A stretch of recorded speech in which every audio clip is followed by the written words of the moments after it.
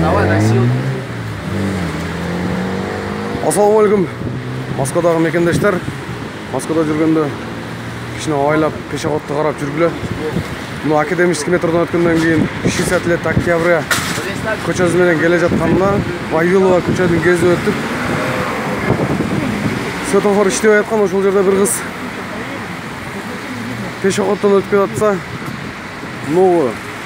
номердегі пола қырғыз біздің мекендеш қызыз жұмысқа кетіп жатқан жерден сүзіп кетті, боламын. Азыр қыстың мен көріп қырғыз екенін көріп тоқтадым. Сюда заводим, Борисов. Қызды телефонын açып бер, бір туғандарыңа чалайын десем, өзіне келбей жатады, açып бербей жатады. Скорый келді.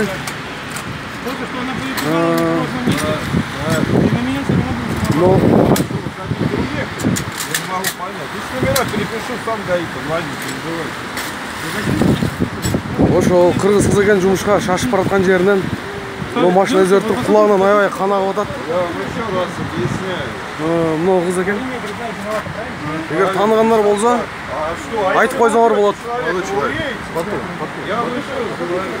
Не надо этим